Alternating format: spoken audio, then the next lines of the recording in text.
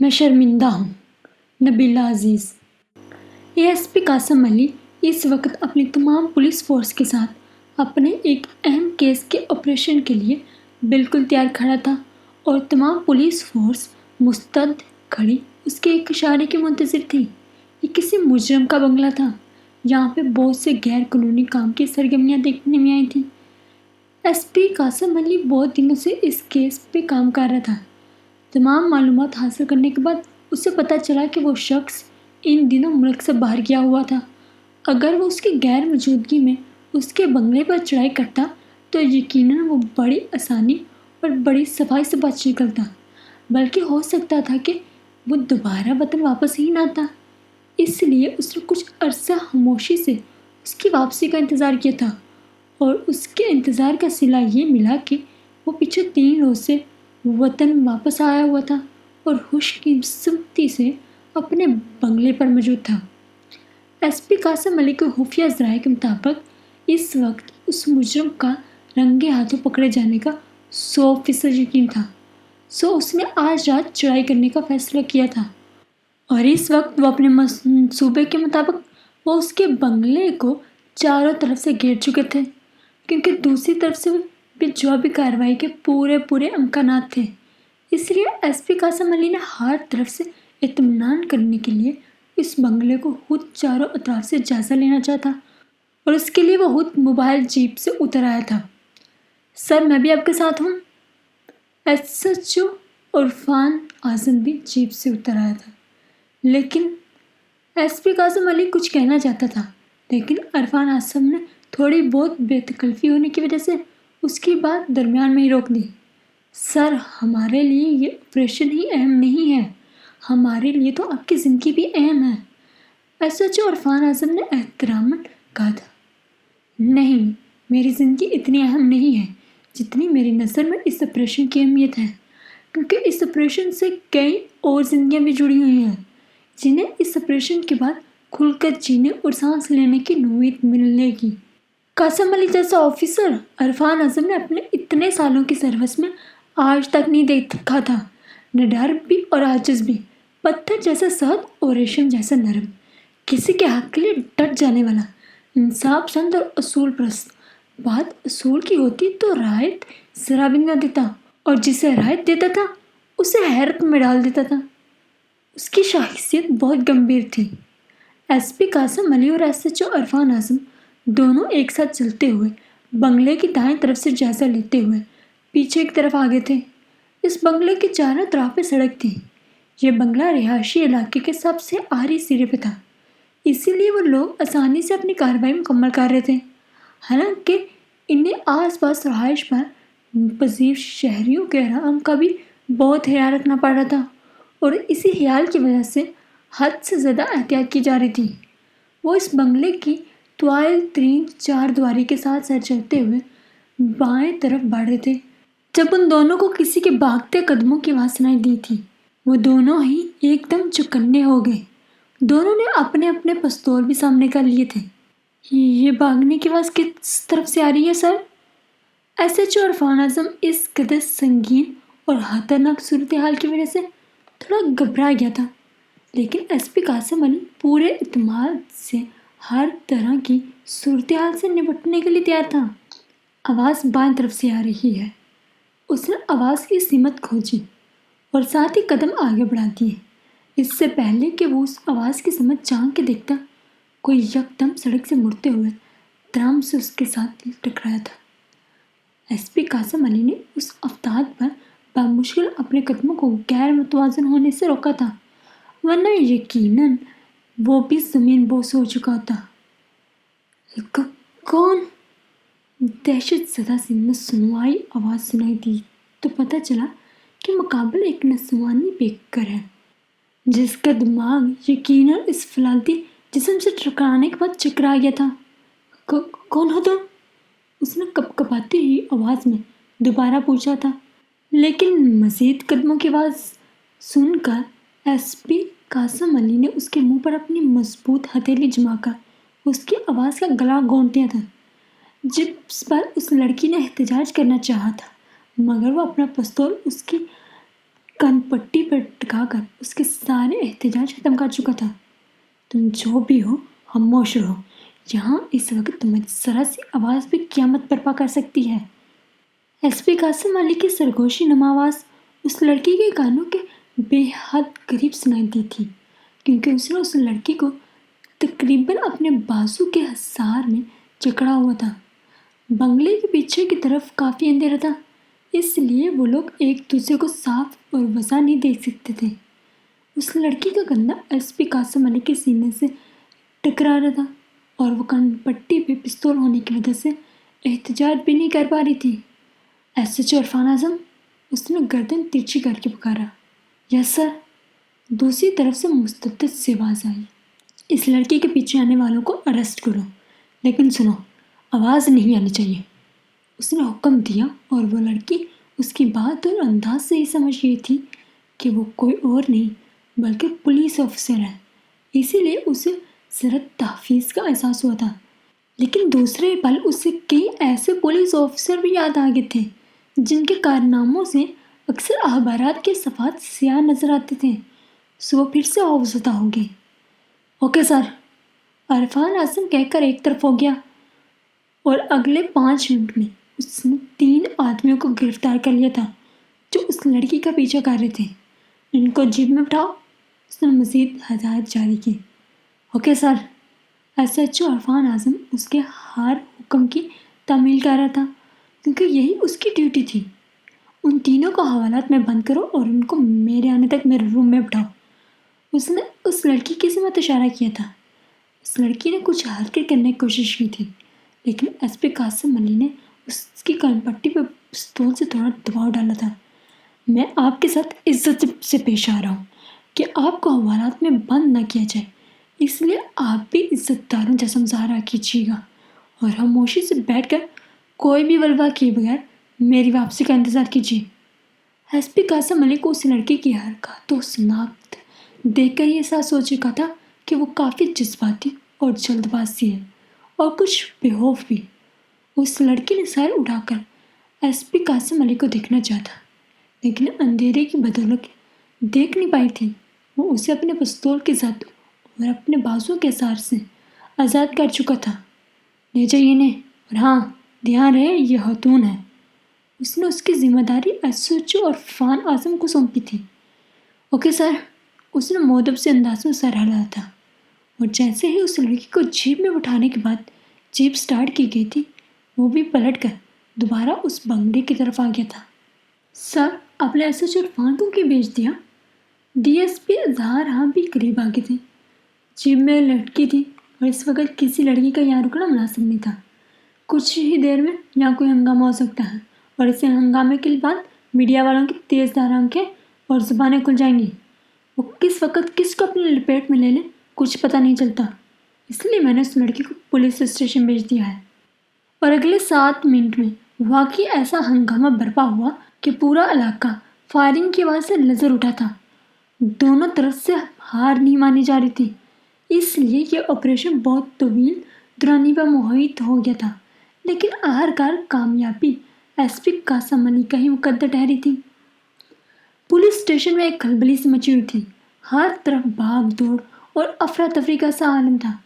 Police, مجرم اور media ایک ہی جگہ پر موجود جیسے محفل لگائے ہوئے تھے، اور وہ اندر بیٹھی باہر کی صورتحال اندازے سے نوٹ کر رہی تھی۔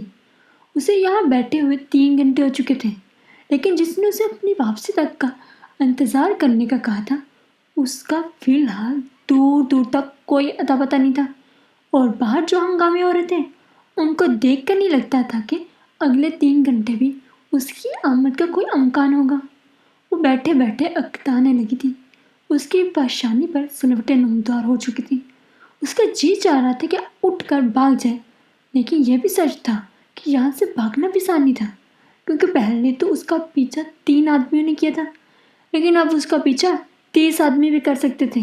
اور دوسرا اندیشہ یہ بھی تھا کہ اگر وہ اس کمرے سے نکلتی تو یقیناً میڈیا والے اسے گھیر لیتے اور پوچھ گچھ شروع کر دیتے کہ وہ کون ہے، کہاں سے آئی ہے اور یہاں کس سلسلے میں موجود ہے، کیا چکر تھا، کیا معاملہ تھا۔ ہر میڈیا والوں کو انہی متوقع سوالوں کو سوچ کر اس نے اپنے اٹھنے کا اور باہر نکلنے کا ارادہ متوئی کر دیا تھا اور دوبارہ سے اس آفیسر کا انتظار شروع کر دیا جس کو اس نے اندھیرے کے پاس ٹھیک طرح دیکھا بھی نہیں تھا۔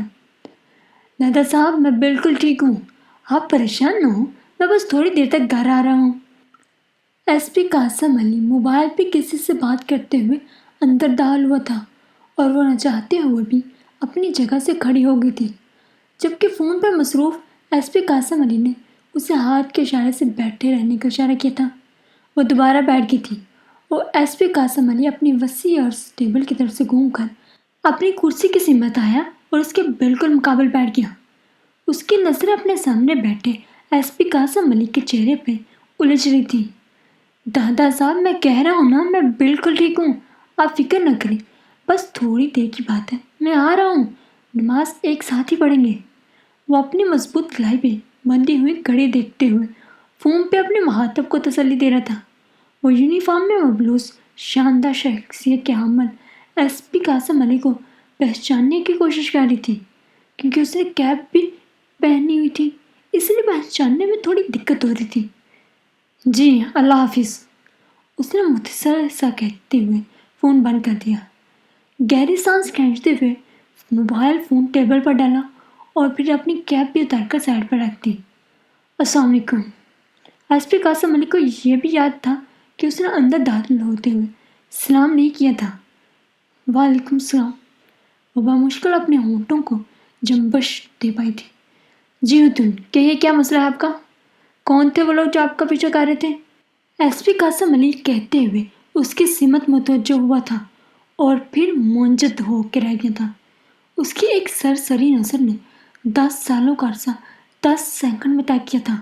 وہ پہچان جو اس کے لیے مشکل ہو رہی تھی، وہ ایس پی قاسم علی کے لیے یوں آسان ثابت ہوئی تھی جیسے ابھی 10 گھنٹے پہلے کی بات ہو۔ آپ کا نام؟ اس نے اپنے یقین پہ تصدیق کی مہر چاہی تھی۔ زرنگاہ نواز۔ اس نے یقین کے تابوت پہ اپنے نام کی آر کیل ٹھونک دی۔ ایس پی قاسم علی نے یکدم اپنے دونوں ہاتھوں کی مٹھیاں زور سے بنجتے ہوئے لب بھی بنج لیے تھے اور ساتھ ہی اپنا سر بھی جھکا لیا تھا تاکہ اس کے چہرے کے تاثرات نہ دکھائی دے سکے۔ ایس پی صاحب، آپ خاموش کیوں ہو گئے؟ وہ الجھ کر بولی۔ اس کے سوال پہ ایس پی قاسم علی نے فوراً سر اٹھا کر براہ راست اس کی آنکھوں میں دیکھا۔ اس کی لال سرخ انگاروں سے دہتی آنکھیں دیکھ کر اندر ہی اندر دہل گئی تھی۔ جب ہی نظر چرانے کے لیے چہرہ جھکا لیا تھا، وہ اس کے غصے پہ حیران بھی تھی۔ آپ جانتی ہیں میں کون ہوں؟ وہ بڑے ضبط سے بول رہا تھا۔ نہیں، اس نے جواباً نفی میں گردن ہلائی تھی۔ مولوی امام دین کا پوتا ہوں میں، ایس پی قاسم علی۔ اس نے اپنا تعارف نہیں کروایا تھا، بلکہ زرنگاہ نواز کے سر پہ ایک ہیوی ویٹ بم بلاسٹ کیا تھا۔ اس نے ایک جھٹکے سے سر اٹھا کر ایس پی قاسم علی کی سمت پھٹی پھٹی آنکھوں سے دیکھا تھا۔ ایس پی قاسم علی، مولوی امام دین کا پوتا؟ وہ شدت سے اسے دیکھے جا رہی تھی۔ اس کا دماغ موف ہو چکا تھا، زبان گنگ ہو چکی تھی، وہ کچھ بھی کہنے کے قابل نہیں تھی۔ وقت کا پہیہ گھوم کے کہاں سے کہاں ٹہرا تھا۔ کیا بات ہے نواز، تم کچھ پریشان لگتے ہو؟ ملک نواز احمد اپنے ڈیرے پہ بیٹھے خاموشی سے کسی سوچ میں گم سگریٹ پی رہے تھے جب ان کے ابا جی اور بڑے بھائی ملک امتیاز احمد بھی وہیں چلے آئے تھے۔ کچھ نہیں، ملک نواز احمد سگریٹ بجھا کر سیدھے ہو بیٹھے۔ تمہاری پریشانی تمہارے چہرے سے صاف نظر آ رہی ہے اور تم کہتے ہو کچھ نہیں۔ ملک امتیاز احمد ان کے برابر سرخ رنگ کے پایوں والی چارپائی پہ بیٹھتے ہوئے ان کے کندھے پہ ہاتھ رکھا تھا۔ ان کے ابا جی ملک خورشید احمد دوسری چارپائی پہ بیٹھ چکے تھے اور ڈیرے پہ کام کرنے والے ملازم نے فوراً ان کے سامنے تازہ تیار کیا گیا حقہ لا رکھا تھا۔ حقہ ان کا شوق اور ان کے ڈیرے کی پہچان تھی۔ میری پریشانی آپ لوگ نہیں سمجھیں گے، ملک نواز احمد نے نفی میں سر ہلایا۔ ارے بابا، سمجھاؤ گے تو سمجھیں گے نا۔ ملک امتیاز احمد اصرار کر رہے تھے، انہیں بولنے پہ اکسا رہے تھے۔ بھائی صاحب، میں زرنگاہ کی وجہ سے پریشان ہوں۔ وہ آج پھر دوسری مرتبہ میٹرک میں فیل ہوئی ہے، اور کیا بنے گا اس کا؟ ملک نواز احمد اپنی اکلوتی بیٹی کے لیے حد درجہ پریشان ہو رہے تھے۔ انہیں اس کی تعلیم کی فکر تھی، کیونکہ وہ تعلیم سے کوسوں دور بھاگتی تھی۔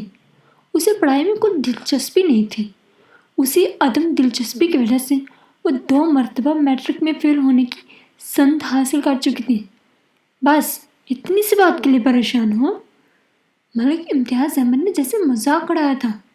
یہ اتنی سی بات نہیں ہے، کوئی ویلیو نہیں ہے تعلیم کے بغیر، اور وہ تعلیم کی طرف دھیان ہی نہیں دیتی۔ وہ اس ویلیو کو سمجھ ہی نہیں پا رہی۔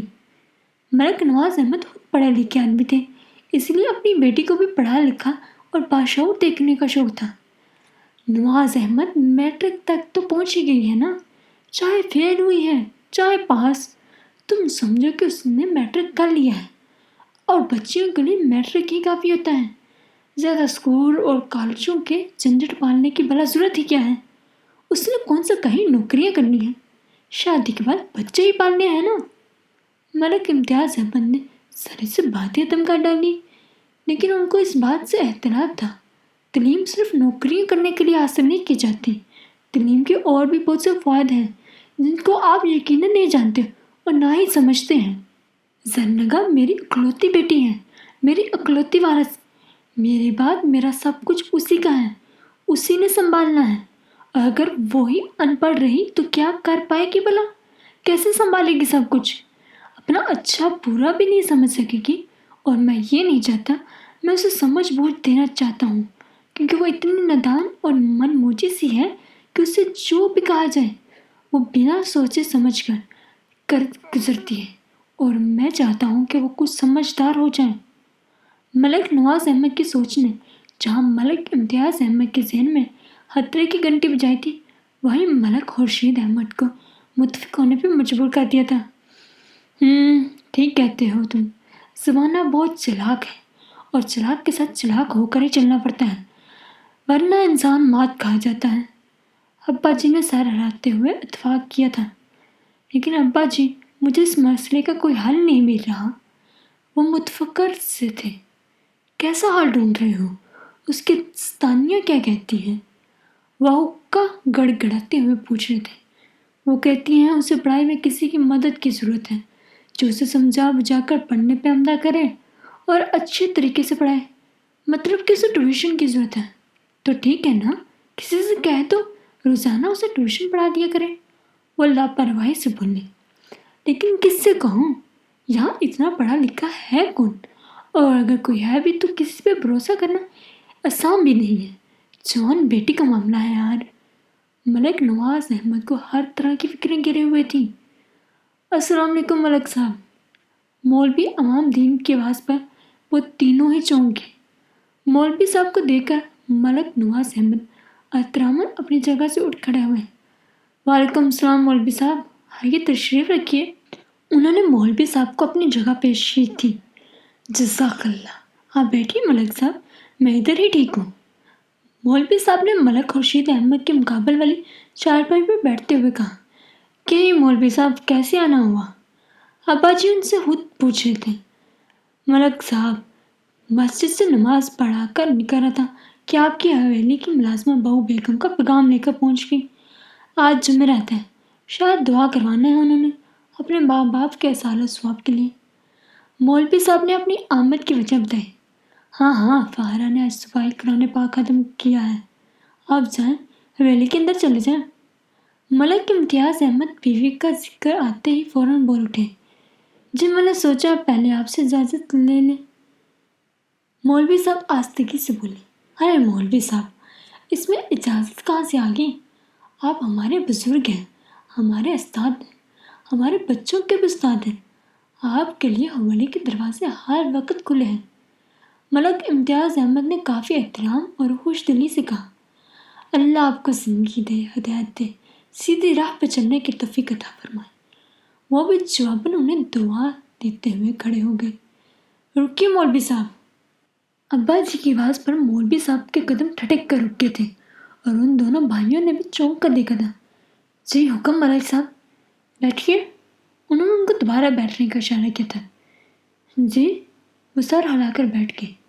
آپ کا ایک پوتا بھی ہے نا، آدم علی کا بیٹا؟ جی ماشاء اللہ جوان ہو گیا ہے اب تو۔ मौलवी साहब ने होशी होशी बताया।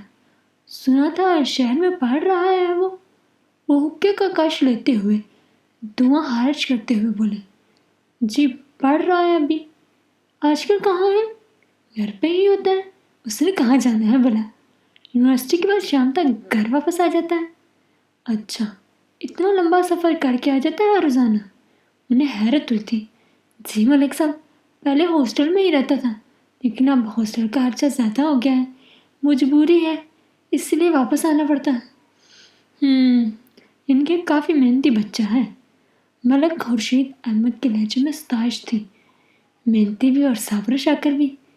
मौलवी साहब अपने पोते की तारीफ में बोले थे। अच्छा, नाम क्या है उसका? कासम अली नाम है उसका। तो मौलवी साहब, हम चाहते हैं कि आपका पोता कासम अली हमारी पोती जरनगा को रोज़ाना 2 घंटे ट्यूशन पढ़ा दिया करे।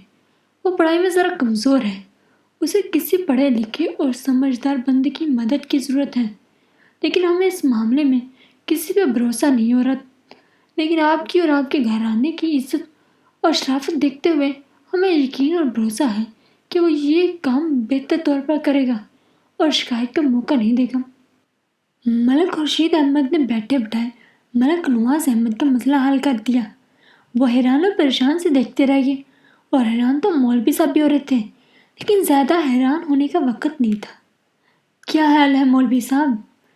क्यों नहीं मलक साहब, मैं उसे कह दूंगा, वो पढ़ा दिया करेगा आकर। उन्होंने फ़ौरन हामी भर ली थी। हम पढ़ाने का मुआवजा देंगे उसे, मुफ्त में उसका टाइम ज़ाया नहीं होगा। मलक नवाज अहमद ने फ़ौरन उसके मुआवजे का ऐलान किया था। नहीं मलक साहब, मुआवजे की कोई ज़रूरत नहीं है, आपका दिया ही खा रहे हैं, आपके बड़े एहसान हैं हम पे। मुझे तो इस बात की खुशी हो रही है कि मेरा पोता आपके किसी काम आ सकेगा। मौलवी साहब को वाकई खुशी हो रही थी कि मलक साहब ने उनके पोते को इस काबिल समझा है कि अपनी इज्जत के मामले में भी उस पर भरोसा किया है। वो तो ठीक है, लेकिन जो उसका हक है वो उसे ज़रूर मिलेगा। मलक नवाज अहमद बहुत समझदार और नरम दिल आदमी थे, जबकि मलक इम्तियाज़ अहमद उनसे अक्सर मुख्तलिफ थे, कराहत और दबदबे वाले। वह बस दूसरों से अपना काम निकलवाते थे और पलट कर खबर नहीं लेते थे। मेहरबानी है आपकी, वो कहते हुए उठ खड़े हुए थे। कासम अली से कहिएगा कल से आ जाया करे। उन्होंने मौलवी साहब को ताकीद की। ठीक है मलक साहब, जैसे आपका हुक्म, आ जाएगा कल। वो कहकर उनसे इजाज़त लेते हुए रुखसत हुए थे। उनका रूह हवेली की सिमत था। अब्बा जी और मलक नवाज अहमद मसला हल हो जाने पर मुतमिन और खुश हो रहे थे, जबकि मलक इम्तियाज़ अहमद खामोश थे। कासम अली, फजर की नमाज अदा करने के बाद कुरान पढ़कर मस्जिद की दीवार में नस्ब लकड़ी की अलमारी में रख रहा था जब उन्होंने उसे पुकारा। जी दादा साहब। वो अलमारी बंद करके उनके सामने आ खड़ा हुआ। बैठो। उन्होंने अपने सामने बैठने का इशारा किया। कासम अली खामोशी से उनके सामने बैठ गया। बेटा, मलक नवाज साहब की बेटी पढ़ाई में थोड़ी कमज़ोर है, मैट्रिक में दूसरी बार फेल हुई है। वो उसे ट्यूशन पढ़ाना चाहते हैं, लेकिन उन्हें किसी पे भरोसा नहीं है, इसलिए उन्होंने मुझसे कहा है कि तुम उसे रोज़ाना 2 घंटे जाकर पढ़ा दिया करो। और बेटा, मुझसे इनकार नहीं हुआ, मैंने उन्हें कह दिया है कि तुम जाकर पढ़ा दिया करोगे। मौलवी साहब ने कहा तो कासम ही बुतक गया। किसी लड़की को पढ़ाना, और वो भी उसके घर जाके? ये रोग कासम अली के बस का नहीं था। उसकी गर्दन खुद बहुत नफ़े में हिलने लगी। दादा साहब, आपको पता है मैं यूनिवर्सिटी से कितना लेट वापस आता हूँ। उसने बहाना ढूंढा। तुम बेशक लेट ही जाकर पढ़ा दिया करना, मगर बेटा इनकार मत करना, मैंने हामी भर ली है, ज़ुबान दी है उन्हें। मौलवी साहब मुतफक्कर थे, क्योंकि उन्हें खुद भी एहसास था उसके दिन भर की कितनी टफ रूटीन होती है। सुबह सवेरे शहर जाने के लिए घर से निकलता था और शाम ढले वापस लौटता था। ऐसी थकान के होते हुए किसी के घर जाकर उसे पढ़ाना आसान काम नहीं था हर, लेकिन अपने दादा साहब की ज़ुबान का पास रखने के लिए कासम अली को हामी भरना ही पड़ी थी।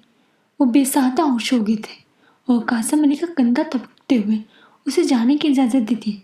उन्हें हदा हाफिज़ कहकर मस्जिद से निकल आया, क्योंकि उसे यूनिवर्सिटी जाने के लिए घर से निकलना था। اس لیے اسے گھر پہنچنے کی جلدی تھی، جہاں دادی صاحبہ یقیناً اس کا ناشتہ تیار کیے اس کے انتظار میں بیٹھی تھی۔ وہ تیز قدموں سے چلتا ہوا گھر کی طرف روانہ ہو گیا۔ چند سجنا وے نیڑے نیڑے ہو، ڈول جانیاں وے نیڑے نیڑے ہو، کہنیا نے باواں میں تو دور نہ کھلو، چند سجنا وے نیڑے نیڑے ہو۔ نور جہاں کی خوبصورت اور کھنک دار آواز فل والیوم میں گونج رہی تھی اور وہ جھوم رہی تھی۔ یہ گانا اس کا پسندیدہ گانا تھا اور جب بھی یہ گانا سنتی تھی والیوم فل چھوڑ دیتی تھی۔ اس وقت بھی یہی حال تھا۔ قاسم علی کے قدم سیڑھیوں پہ ہی تھمے گئے۔ وہ اس کو پڑھانے کے لیے کافی دیر سے نیچے حویلی کے ڈرائنگ روم میں بیٹھا تھا اور وہ تھی کہ ڈرائنگ روم میں آ ہی نہ رہی تھی۔ مجبوراً قاسم علی نے ملازمہ کے ہاتھ پیغام بھجوایا تھا۔ جب جواباً آرڈر ملا کہ وہ حویلی کی چھت پہ ہی آ جائے۔ اس کا خود نیچے آنے کا کوئی ارادہ نہیں ہے، اس لیے مرتا کیا نہ کرتا کہ مستحق اسے ہی آنا پڑا تھا۔ لیکن وہ ایسے رسیلے اور مستی بھرے گانے کو سن کر آگے نہیں بڑھ سکا تھا۔ قاسم علی، تم یہاں کیوں کھڑے ہو؟ اوپر جاؤ نا، نگاہ بی بی تمہارا انتظار کر رہی ہوں گی۔ کلو اسے دیکھ کر اس کے پیچھے آ گئی تھی۔ جا رہا ہوں۔ وہ سر جھٹک کر اوپر جانے کے لیے آمادہ ہوا۔ آ جاؤ، میں بھی ساتھ ہوں، کلو کہتی ہوئی باقی کی 2 سیڑھیاں بھی طے کر گئی۔ شام کے سائے ڈل رہے تھے اور ہلکی ہلکی ہوا چہرے کو چھوتی ہوئی اپنا آپ محسوس کروا رہی تھی۔ حویلی کی بے حد وسیع عرض چھت بالکل خالی تھی۔ حویلی کے پچھلے حصے والی دیوار پہ بازو ٹکائے کوئی لڑکی کھڑی تھی۔ اس کے شولڈر کٹ بال ہوا سے اڑ رہے تھے اور یہی حال اس کے دوپٹے کا تھا جسے اس نے محض گلے میں ڈال رکھا تھا۔ قاسم علی کی سمت اس کی پوچھ تھی، اس لیے اس کا چہرہ نہیں دیکھ پایا تھا، لیکن وہ اس کے مزاج کا اندازہ لگا چکا تھا اور اس کے لیے چہرہ دیکھنا ضروری نہیں تھا۔ وہ اکثر لوگوں کے انداز و اتوار دیکھ کر ہی ان کے مزاج بانپ لیتا تھا۔ قاسم علی آیا ہے نگاہ بی بی، کلو نے قریب جا کے اطلاع دی۔ اپنی مستی میں گم زر نگاہ نے چونکتے ہوئے پیچھے پلٹ کر دیکھا۔ قاسم علی قریب رکھی بیڈ کی ٹیبل اور کرسیوں کے پاس نظر جھکائے کھڑا تھا، یوں جیسے اس نے نظر اٹھا کر دیکھا تو کسی گناہ کا ارتکاب ہوگا، اور زر نگاہ کو پہلی نظر میں کافی پرہیزگار اور ذات قسم کا بندہ لگا تھا، شریف اور حد درجہ شریف۔ اوہ، تو یہ ہے قاسم علی۔ زر نگاہ نے اسے سر سے پاؤں تک تنقیدی اور جائزہ لیتی ہوئی نظروں سے دیکھا تھا۔ قاسم علی کی نظر جھکی ہوئی تھی، لیکن پھر بھی وہ اس کی نظریں خود پہ جمی ہوئی محسوس کر رہا تھا۔ اسے بہت عجیب بھی لگ رہا تھا۔ وہ 2 لڑکیوں کے درمیان مجرم بنا کھڑا تھا، حالانکہ وہ دونوں عمر میں اس سے چھوٹی تھی۔ ایک مالک تھی اور ایک ملازمہ، لیکن اور ایک ذات ہونے کے ناطے اسے برابر نظر آ رہی تھی۔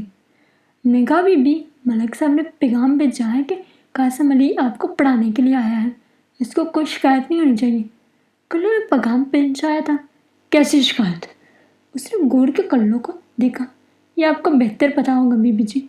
کلو نے اسے جیسے کچھ باور کرایا تھا اور زر نگاہ اس کی بات پہ بساتا مسکراہٹ۔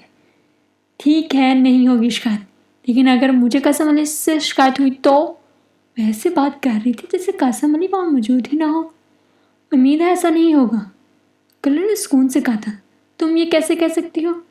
میں یہ اس لیے کہہ رہی ہوں کہ میں نے قاسم علی کی دادی صاحبہ سے قرآن پاک پڑھا ہے، روز ان کے گھر پڑھنے کے لیے جایا کرتی تھی، روز سامنا ہوتا تھا، لیکن کبھی شکایت نہیں ہوئی۔ کلو کے لہجے میں قاسم علی کے لیے ستائش تھی جس پہ زر نگاہ کو ہفکی ہوئی تھی۔ اچھا، جاؤ اب، پڑھنے دو مجھے۔ اس نے کلو کو جانے کا اشارہ کیا اور وہ سر ہلا کر پلٹ گئی۔ بیٹھیے، اس نے لٹ مار سے انداز میں کہتے ہوئے خود بھی کرسی سنبھالی تھی۔ قاسم علی دائیں طرف والی کرسی پہ بیٹھ گیا تھا۔ اس کی نظریں ابھی بھی جھکی ہوئی تھی۔ اسے بند ہی رہنے دیجیے۔ قاسم علی ٹیپ ریکارڈ کی سمت پڑھتا اس کا ہاتھ دیکھ کر بساتا بول پڑا۔ کیوں بند رہنے دوں؟ گور کے بولی۔ اب گانا سنیں گی یا مجھ سے سنیں گی؟ قاسم علی نے بساتا کہتے ہوئے ہفکی سے اس کی سمت دیکھا تھا اور ڈلتی شام کے سرمی عکس میں اسے دیکھ کر ٹھہر گیا تھا۔ وہ بہت کم سن تھی، لیکن اس کی ٹھان بہت غضب کی تھی۔ وہ اپنی عمر سے بڑی نظر آ رہی تھی۔ قاسم علی کو دوبارہ نظر جھکانی پڑی تھی۔ اوکے، آپ کو سن لیتی ہوں، سنائیں، کیا کہتے ہیں آپ؟ انہیں جانے کیا سوچ کر کندھے اچکاتے ہوئے متوجہ ہوئی تھی۔ قاسم علی لب بنچ کے رہ گیا۔ بولیے نا قاسم علی صاحب، کیا سنانا چاہتے ہیں آپ؟ وہ اسے زج کرنے پہ اتر آئی تھی، لیکن قاسم علی بھی اتنی جلدی برداشت کا دامن چھوڑنے والا نہیں تھا۔ آپ کی کتابیں کہاں ہیں؟ اس نے مطلب کی بات نکال لی۔ آپ کے سامنے۔ زرنگا نے ٹیبل کی سمت اشارہ کیا۔ ٹیپ ریکارڈر کے ساتھ ہی کتابیں میں رکھی تھی۔ کون سا سبجیکٹ مشکل آپ کے لیے؟ وہ اس کی ساری کتابیں اپنے سامنے کاٹ چکا تھا۔ میرے لیے تو سارے ہی مشکل ہیں۔ اس نے سرے سے بات ہی ختم کر دی تھی۔ کس کس کی سیمپلی آئی ہیں؟ کافی تحمل سے پوچھا تھا۔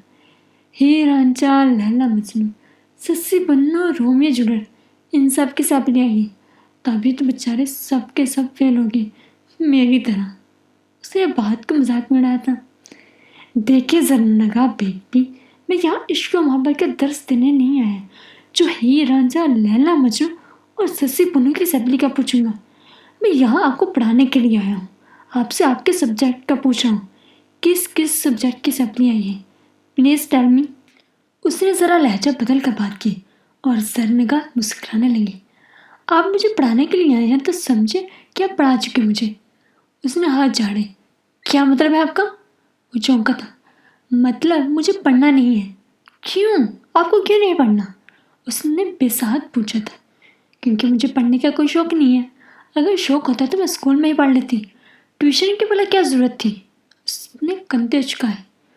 لیکن کچھ کام بغیر شوق کے نہ چاہتے ہوئے بھی کرنے پڑتے ہیں۔ قاسم علی نے اسے سمجھانے کی کوشش کی۔ لیکن کیوں کرنے پڑتے ہیں؟ کیونکہ کچھ کام ہمیں دوسروں کے لیے کرنے ہوتے ہیں۔ جیسے مجھے دیکھ لیں، میں بھی پڑھنا نہیں چاہتا بلکہ کام کرنا چاہتا ہوں، کوئی کاروبار سیٹ کرنا چاہتا ہوں تاکہ اپنے پیروں پر کھڑا ہو سکتا۔ لیکن میرے دادا صاحب کو میری پڑھائی کا شوق تھا۔ وہ چاہتے تھے کہ میں بہت زیادہ پڑھوں، کسی اونچے عہدے پر فائز ہو سکوں۔ مجھے ان کے اس شوق کا احترام کرنا پڑا اور میں اس وقت اپنا ماسٹر کمپلیٹ کر رہا ہوں۔ انشاءاللہ اس کے بعد CSS کروں گا اور ان کا شوق پورا کروں گا، کیونکہ ان کا یہ شوق صرف میں پورا کر سکتا ہوں، کوئی اور نہیں۔ قاسم علی نے اسے کافی تفصیل سے سمجھایا۔ لیکن آپ یہ سب مجھے کیوں بتا رہے ہیں؟ وہ اسے تیکھے چتون سے دیکھ رہی تھی۔ میں آپ کو اس لیے بتا رہا ہوں کہ آپ کے بابا کے شوق بھی صرف آپ پورے کر سکتی ہیں۔ وہ آپ کو پڑھانا چاہتے ہیں۔ ان کا شوق ہے یہ؟ وہ سوال کر رہا تھا۔ قاسم علی صاحب، کسی کا شوق پورا کرنا اتنا آسان نہیں ہوتا، اپنے آپ کو مارنا پڑتا ہے۔ جی ہاں، صحیح کہہ رہی ہیں آپ۔ کسی کا شوق پورا کرنا اور بات ماننا نا آسان نہیں ہوتا، اپنے آپ کو مارنا پڑتا ہے، جیسے اس وقت میں کر رہا ہوں۔ اس نے آستگی کے ساتھ کہا۔ کیا مطلب؟ کیا کر رہے ہیں آپ؟ اپنے آپ کو مار رہا ہوں کیونکہ میں یہاں آپ کو پڑھانے کے لیے نہیں آنا چاہتا تھا، لیکن دادا صاحب کی بات مان کر آنا پڑا۔ اس نے صاف صاف بتا دیا تھا اور زرنگا نہ جانے کیوں پل پل کے لیے خاموش ہو گئی تھی۔ پھر بعد میں بھی اس نے زیادہ بات نہیں کی تھی، بس بے دلی سے کتابیں کھول کر بیٹھ گئی تھی۔ اور بد دل تو قاسم علی بھی ہو چکا تھا، اسے ان دلوں میں تیل نظر نہیں آ رہا تھا۔ دادا صاحب، آپ نے مجھے بڑی مشکل جگہ پہ پھنسا دیا ہے۔ قاسم علی مولوی صاحب سے شکایت کر رہا تھا۔ کیوں؟ کیا ہوا ہے؟ وہ ٹھٹک گئی۔ قاسم علی پاس بیٹھا ان کے پاؤں دبا رہا تھا۔ زرنگا بی بی کا پڑھائی کی طرف کوئی رجحان نہیں ہے۔ مجھے 3 دن ہو گئے ہیں سر کھپاتے ہوئے، لیکن انہوں نے ابھی تک ایک لفظ بھی نہیں پڑھا۔ وہ الٹا مجھے کہتی ہیں کہ مت آیا کرو۔ اب آپ سوچیے کہ اگر میں انہیں پڑھانے کے لیے نہیں چاہتا اور انکار کر دیتا تو ملک صاحب کیا سوچیں گے؟ ہو سکتا ہے کہ انہیں غصہ بھی آئے، لیکن آپ مجھے بتائیں کہ میں کیا کروں؟ قاسم علی بیچارہ کافی الجھا ہوا تھا۔ تم تسلی رکھو اور ہمت مت ہارو۔ زرنگا بی بی اکلوتی اور لاڈلی بیٹی ہے۔ ماں کی وفات کے بعد ملک نواز صاحب نے اسے بہت لاڈ و پیار دیا ہے، انہیں اس لیے وہ اس طرح ضد اور منمانی کرتی ہیں، لیکن رفتہ رفتہ سمجھ بھی جاتی ہے۔ میں جب انہیں قرآن پاک کا سبق پڑھانے کے لیے جاتا تھا وہ اسی طرح ضد اور انکار کرتی تھی، لیکن پھر سب بچوں سے پہلے قرآن پاک پڑھ گئی۔ ان کا رجحان نہیں تو نہیں ہے، اور اگر رجحان ہو گیا تو پھر سب سے زیادہ ہوگا۔ تم اپنی کوشش جاری رکھو اور صبر سے کام لو۔ اسے ہر طرح سے تسلی دے رہے تھے، لیکن دادا صاحب اس وقت چھوٹی تھی اور کسی طرح رجحان نہیں تھا، لیکن اب وہ بڑی ہو چکی ہیں۔ 100 طرف رجحان ہے ان کا، گانے سننا، ٹی وی دیکھنا، رسالے پڑھنا، فیشن کے مطابق لباس پہننا اور حیالی دنیا بسانا۔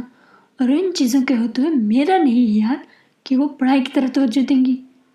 قاسم علی کے ذہن میں ابھی تک اس روز والا گانا چند سجنا بھی نیڑے نیڑے ہو گھوم رہا تھا۔ سنبھل جائے گی بیٹا، سنبھل جائیں گی، تم پریشان نہ ہو اور اب تم بھی آرام کرو، صبح جلدی اٹھنا ہوتا ہے۔ انہوں نے اپنے پاؤں ایک طرف کو کر لیے۔ وہ دادا صاحب کو خدا حافظ کہہ کر اپنے کمرے میں آ گیا تھا۔ کوکاب، ارے کوکاب، کہاں مر گئی ہو؟ وہ حویلی کے ڈرائنگ روم میں بیٹھا زرنگا کا انتظار کر رہا تھا، جب اچانک کوئی آواز دیتے ہوئے اندر داخل ہوا۔ قاسم علی فوراً اپنی جگہ سے کھڑا ہو گیا۔ السلام علیکم، اسے سلام میں پہل کی اور اپنی عادت کے مطابق نظر جھکا لی تھی۔ وعلیکم السلام، آپ کون ہیں؟ قندیل امتیاز اسے دیکھ کر تھم سی گئی۔ میں قاسم علی ہوں، مولوی امام دین کا پوتا، زرنگا بیوی کو پڑھانے کے لیے آیا ہوں۔ اسے جھکے ہوئے سر کے ساتھ اپنا تعارف کرایا۔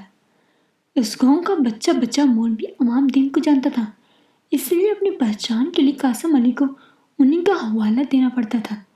خود قاسم علی اس گاؤں میں بہت کم ہی رہا تھا، اس لیے زیادہ تر لوگ اسے نہیں پہچانتے تھے۔ مولوی امام دین کا پوتا زرنگا کو پڑھانے کے لیے، یہ کیسے ہو سکتا ہے بھلا؟ قندیل نے حیرت سے بڑبڑا کر کہا تھا۔ ملک صاحب نے خود پڑھانے کے لیے کہا تھا۔ قاسم علی نے اس کی حیرانگی دور کرنا چاہے۔ اچھا، کب سے پڑھا رہے ہیں آپ؟ پوری تفتیش کر رہی تھی۔ آج 8واں دن ہے۔ تو ان 8 دنوں میں اتنا کچھ ہو گیا، وہ بھی ہماری غیر موجودگی میں۔ قندیل کو اور زیادہ حیرت ہوئی تھی۔ وہ دونوں بہنیں قندیل اور کوکاب پچھلے 10-12 دن سے اپنے ننیالی گاؤں اپنے ماموں کے گھر گئی ہوئی تھی۔ ان کے ماموں زاد کزن کے ہاں بیٹا پیدا ہوا تھا، اس لیے آج کل وہاں کافی رونق اور جشن کا سما تھا۔ سب کزنس نے انہیں بھی روک لیا تھا۔ ان لوگوں نے زرنگا کو بھی ساتھ چلنے کا کہا تھا، لیکن اسے اپنے گھر پہ اور اپنی موج مستی میں رہنے کی عادت تھی، اس لیے انہوں نے بھی زیادہ اصرار نہیں کیا۔ مگر پیچھے کیا ہوا تھا یا کیا ہو رہا تھا، وہ دونوں بے خبر تھی۔ وہ کل شام کو ہی واپس آئی تھی۔ اب پھر آگے قاسم علی صاحب، زرنگا نے ڈرائنگ روم میں داخل ہوتے ہی غصے اور خفگی کا اظہار کیا۔ یہاں آنا اور آپ کو پڑھانا میری ڈیوٹی، میری ذمہ داری ہے زرنگا بیوی، اور میں اپنی ذمہ داری سے ہٹ نہیں سکتا۔ اس کا انداز اور لہجہ ہمیشہ کی طرح پرسکون تھا۔ لیکن میں آپ سے کہہ چکی ہوں کہ آپ کو یہ ذمہ داری نبھانے کا بھی کوئی فائدہ نہیں ہوگا، سب کچھ 0 کا 0 رہے گا۔ زرنگا قاسم علی پہ اچھا خاصا روب جما رہی تھی۔ قندیل کو بڑی حیرت ہوئی تھی اور زرنگا کی عقل پہ ماتم کرنے کو جی چاہتا۔ وہ شخص جو دل میں سجانے کے لیے تھا، وہ اسے اپنے گھر سے نکال رہی تھی، اور وہ تھا کہ شرافت سے سر جھکائے کھڑا سب سن رہا تھا۔ قندیل فدا نہ ہوتی تو کیا کرتی؟ اس شخص میں ادا ہی ایسی تھی کہ قندیل اپنے آپ کو گھائل ہونے سے نہیں روک پائی تھی۔ زرنگا، یہ کیا بدتمیزی ہے؟ کیا کہہ رہی ہو تم؟ ملک نواز احمد کی آواز پہ جہاں قاسم علی اور قندیل چونک کے گئے تھے، وہیں زرنگا بھی سٹ پٹا گئی تھی۔ بابا، وہ قاسم علی۔ زرنگا سے فوری کوئی بات نہیں بن پڑی تھی۔ قاسم علی تمہارا استاد ہے، تمہارا ملازم نہیں ہے جس پہ تم اس طرح چیخ چلا کر غصہ کر رہی ہو۔ بجائے اس کے تم اس کا احترام کرو، الٹا اسے بدتمیزی کر رہی ہو۔ کون سا طریقہ ہے بات کرنے کا؟ میں نے اس سے کہا تھا کہ تمہیں پڑھانے کے لیے آئے، اور جب تک میں اسے منع نہیں کروں گا وہ یہاں آتا رہے گا۔ ملک نواز احمد کو کبھی غصہ نہیں آیا تھا، لیکن بیٹی کی بدتمیزی دیکھ کر وہ ضبط نہیں کر سکے تھے۔ زرنگا خاموش ہوگی۔ قاسم علی، بیٹھو تم، اور تم جاؤ اپنی کتابیں لے کر آؤ، انہوں نے تحکم امیز لہجے میں کہا، اور زرنگا فوراً جا کر اپنی کتابیں لے آئی۔ قندیل اور ملک نواز احمد وہاں سے جا چکے تھے۔ زرنگا سر جھکائے بیٹھی تھی۔ قاسم علی کی غیر ارادی سی نظر اس کی سمٹ ٹوٹ گئی۔ وہ رو رہی تھی اور اس کے آنسو اس کی گود میں رکھی کتاب پر گر رہے تھے۔ اس کا انداز بہت معصوم اور بچگانہ سا تھا۔ قاسم علی کے ہونٹوں کو ایک خفیف سی مسکراہٹ چھو گئی۔ اسے پتا تھا کہ اب اگر اس نے کچھ کہا تو وہ یقیناً پھٹ پڑے گی، اسی لیے وہ اس کے چپ ہونے کا انتظار کرنے لگا۔ وہ قاسم علی کی خاموشی بھانپ چکی تھی۔ جب یہ اپنے آنسو ہاتھ کی پشت سے رگڑ کر پونچھتے ہوئے سیدھی ہو بیٹھی اور اپنی گود سے کتاب اٹھا کر قاسم علی کی گود میں پٹک دی۔ لے پڑھائیں مجھے، آپ ہی مجھے پڑھانے کا میڈل لے لیں، وہ غصے سے دانت پیس کر بولی تھی۔ اس کا چہرہ غصے سے اور رونے کی وجہ سے سرخ ہو رہا تھا۔ قاسم علی نے اپنا چہرہ جھکا لیا تھا تاکہ وہ اس کے چہرے کا متبسم تاثر نہ دیکھ لے سکے، کیونکہ اگر وہ دیکھ لیتی تو یقیناً وہ اور بھی تپ پر اٹھتی۔ پڑھائے نا، اب چپ کیوں بیٹھے ہیں؟ وہ چڑ کر بولی۔ قاسم علی کو بہرحال متوجہ ہونا ہی پڑا تھا۔ آج وہ اچھی بیوی بنی بیٹھی تھی۔ قاسم علی نے اسے 2 گھنٹے سکون سے پڑھایا۔ ان 2 گھنٹوں میں قندیل نے 20 چکر تو ضرور لگائے تھے، جن کو زرنگاہ تو نہیں، البتہ قاسم علی نے کافی گہرائی سے نوٹ کیا تھا اور اسے خطرے کی گھنٹیاں سنائی دی تھی۔ اس کی پیشانی پہ شکنیں پڑ گئی تھی۔ قاسم علی بہت خوبصورت ہے کوکب، قندیل نے بستر پر لیٹتے ہوئے جیسے آہ بھائی کی کہا۔ تم نے مجھے کیوں نہیں دکھایا؟ کوکب بہن پر خفا ہوئی۔ دکھاتی تو تب جب تمہیں کچھ ہوش ہوتا، تم تو گدھے گھوڑے بیچ کر سو رہی تھی جیسے کبھی رات تو ہونی ہی نہیں۔ قندیل کو غصہ آیا تھا۔